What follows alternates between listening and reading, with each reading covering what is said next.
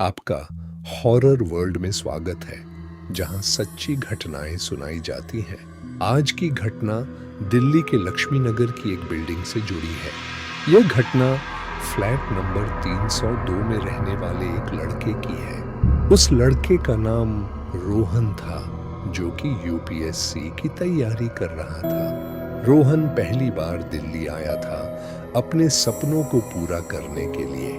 काफी ढूंढने के बाद उसे लक्ष्मी नगर में यह फ्लैट मिला। फ्लैट छोटा था, लेकिन पढ़ाई के लिए बिल्कुल सही लग रहा था। उसे बिल्कुल अंदाजा नहीं था कि यह जगह सामान्य नहीं थी। एक शाम उसका दोस्त अमित उससे मिलने फ्लैट पर आया। अमित कमरे को देखकर थोड़ा असहज सा लग रहा था। उसने रोहन से पूछा, क्या तुम्हें यहाँ कुछ अजीब महसूस हुआ? रोहन ने हंसकर कहा, नहीं, सब कुछ बिल्कुल सामान्य है। अमित ने धीरे से कहा, पहले यहाँ एक लड़का रहता था, लेकिन वह एक रात अचानक बिना किसी निशान के गायब हो गया। रोहन ने इसे एक अफवाह समझकर नजरअंदाज कर दिया और अपनी पढ़ाई में वापस ध्यान लगाने लगा। उस रात रोहन पढ़ते पढ़ते थक गया और सो गया।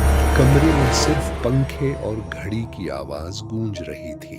बाहर सड़क पूरी तरह शांत और सुनसान थी और घड़ी में धीरे धीरे 3 बज गए। अचानक रोहन का फोन जोर से बजने लगा। रोहन की नींद खुली और उसने फोन की तरफ देखा। स्क्रीन पर अननोन नंबर लिखा हुआ दिखाई दे रहा था।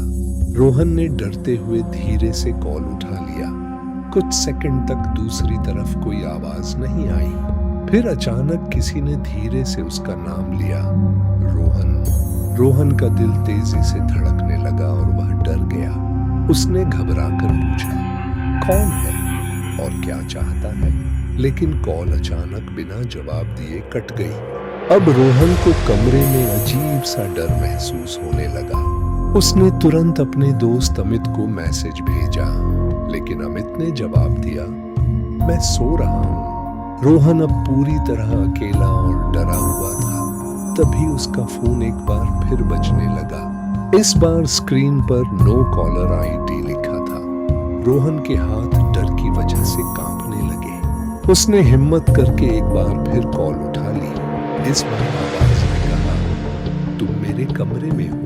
रोहन ने तुरंत पूरे कमरे में नजर दौड़ाई, लेकिन वहां कोई भी दिखाई नहीं दे रहा था। अगली रात फिर से ठीक 3 बजे फोन बजा। रोहन ने डरते हुए फोन की स्क्रीन देखी। इस बार स्क्रीन पर उसका अपना नाम लिखा था। यह देखकर उसका शरीर पूरी तरह सुन्न हो गया। तभी उसे अपने पीछे किसी की मौजूदगी महसूस हुई।